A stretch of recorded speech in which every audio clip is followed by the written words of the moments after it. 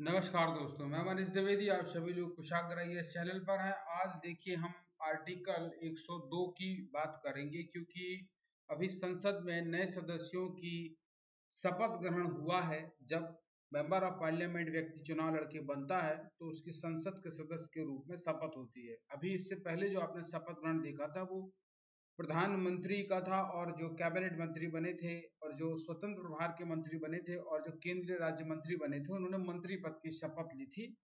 संसद सदस्य की शपथ जो है संसद में जाकर होती है। लोकसभा में के चुनाव के बाद प्रोटेम स्पीकर बनता है, जो सभी को सदस्यता आपके दिलवाता है।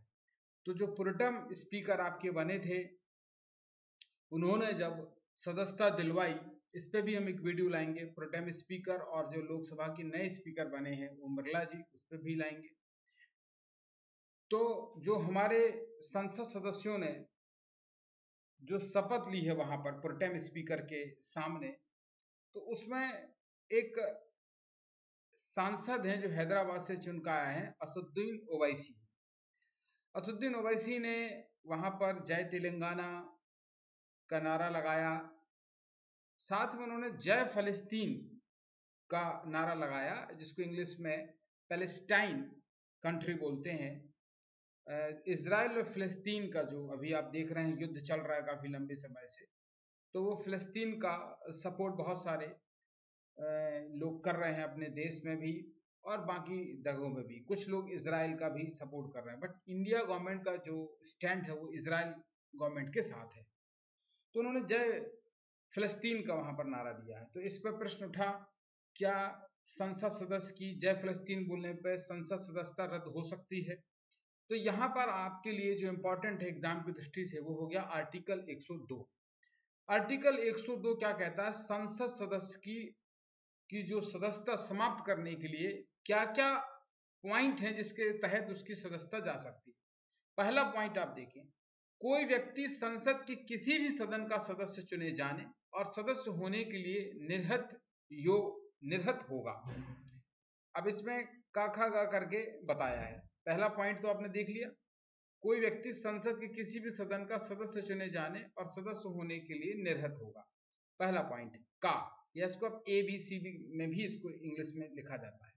का, यदि वह भारत सरकार या किसी राज्य की सरकार के अधीन कोई लाभ का पद धारण करता है जो संसद द्वारा विधि द्वारा घोषित किसी ऐसे पद को छोड़कर है जिसके धारक को अयोग्य नहीं ठहराया जा सकता है। खा पॉइंट, यदि यह विकृत चित्त है और सक्षम न्यायालय द्वारा ऐसा घोषित किया गया है तो भी। तीसरा, यदि वह अनुन्मोचित दिवालिया है। चौथा, यदि वह भारत का नागरिक नहीं है या उसने स्वेच्छा से किसी विदेशी राज्य की नागरिकता प्राप्त कर ली है या किसी विदेशी राज्य के प्रति निष्ठा या अनुपालकता की स्वीकृति के अधीन है। ई, यदि वह संसद द्वारा बनाए गए किसी कानून द्वारा या उसके अधीन निर्हित कर दिया जाता है। निर्हित मतलब उसको निकाल दिया जाता है जिसको वो योग्यता पूरी नहीं करता है। योग्यता पूरी करने वालों को हम बोलते हैं अर्हता, बोलते हैं उसको हम क्या बोलते हैं हिंदी में, अर्हता। और ना पूरी करने को बोलते हैं निर्हरता, कि किस स्थिति में ये अर्हर नहीं होगा तो उसका उल्टा क्या बोलते हैं, निर्हरित। स्पष्टीकरण वहां दिया हुआ है, इस खंड के प्रयोजनों के लिए कोई व्यक्ति केवल इस कारण भारत सरकार या किसी राज्य सरकार के अधीन लाभ का पद धारण नहीं करने वाला नहीं समझा जाएगा कि वह संघ या ऐसे राज्य का मंत्री है। दूसरा पॉइंट, पहला पॉइंट के अंतर्गत ये का, खा, गा, घा और ई पॉइंट है, ठीक है, जिसको ABCDE पॉइंट बोलते हैं। का, खा, गा, का, खा, गा, घा, या, तो 5 पॉइंट हो गए ABCDE, कैसे भी आप कर लीजिए। दूसरा पॉइंट क्या है, कोई व्यक्ति संसद के किसी भी सदन का सदस्य होने के लिए निर्हत होगा यदि वह 10वीं अनुसूची के अधीन निर्हत है। 10वीं सूची आपके क्या है, जिसमें दल बदल कानून है। लेकिन चर्चा हम इसमें पहले पॉइंट के डी वाले पॉइंट पर करेंगे, यदि वह भारत का नागरिक नहीं है या उसने स्वेच्छा से किसी विदेशी राज्य की नागरिकता प्राप्त कर ली है या किसी विदेशी राज्य के प्रति निष्ठा या अनुपालकता की स्वीकृति के अधीन है। यहीं पर जो हमने आपको बोला था जय फलस्तीन का नारा दिया है, ये वाला पॉइंट उनके साथ बैठ सकता है कि किसी विदेशी राज्य के प्रति निष्ठा या अनुपालकता की स्वीकृति के अधीन के आधार पर क्या उनकी संसद की सदस्यता रद्द हो सकती है। अब संसद की सदस्यता उनकी रद्द होगी कि नहीं होगी ये तय करने का अधिकार किसको होता है, लोकसभा के स्पीकर को। तो अभी तो प्रोटेम स्पीकर बने थे, उन्होंने ये शपथ प्रोटेम स्पीकर के सामने ली, ना कि लोकसभा के स्पीकर के सामने। लोकसभा के स्पीकर का चुनाव आज हुआ जिसमें ओम बिरला जी बने हैं।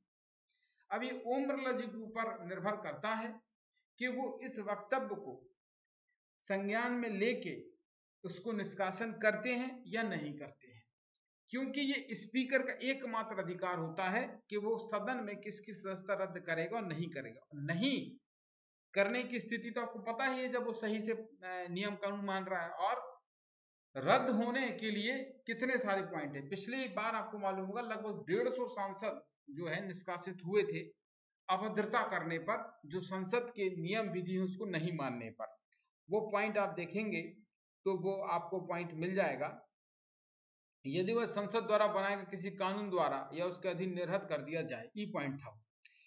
पहला पॉइंट भी आप पढ़ सकते हैं, मैंने पूरे पॉइंट यहाँ पर बताए हैं कि किसके तहत वो जो है हो सकता है। जैसे पहला पॉइंट आप देखिए, यदि भारत सरकार या किसी राज्य की सरकार के अधीन कोई लाभ का पद धारण क्या कर रहा है, करता है, तो संसद की विधि द्वारा मतलब जो संसद विधि द्वारा घोषित किसी ऐसे पद को छोड़कर जिसके धारक को योग्य नहीं ठहरा जा सकता है। जो लाभ के पद की भारत सरकार ने एक सूची दी है, उसको छोड़कर यदि कोई पद है उसके पास तो कोई दिक्कत नहीं, लेकिन उन पदों में से उसने कोई पद रखा है तो इस आधार पर भी उसकी सदस्यता जा सकती है। यदि वो विकृत चित्र है और न्यायालय द्वारा ऐसा बता दिया गया कि ये विकृत चित्र है या वो दिवालिया है, तो इस आधार पर भी उसकी जा सकती है। भारत का नागरिक नहीं है या उसने किसी विदेशी राज्य की नागरिकता स्वेच्छा से अपनी प्राप्त कर ली है, या जो हमने बोला कि किसी विदेशी राज्य अनुपालकता की स्वीकार के अधीन है। मतलब यहाँ पर पॉइंट वही आ गया है कि किसी विदेशी राज्य के प्रति निष्ठा या अनुपालकता की स्वीकृति के अधीन। तो अब ये आर्टिकल आपका 102 है जिसके तहत संसद की सदस्यता जा सकती है। और जिस भी व्यक्ति ने जो वहां पर स्टेटमेंट दिया है, ये चूंकि चर्चा का विषय है तो हमने यहाँ पर आपसे वो आर्टिकल डिस्कस कर लिया, उसके पॉइंट डिस्कस कर लिए, क्योंकि ये आपका भी एमपीपीएससी में मेंस होगा तो सेकंड पेपर में लिखने आपको वहां पर आ सकता है। Thank you very much.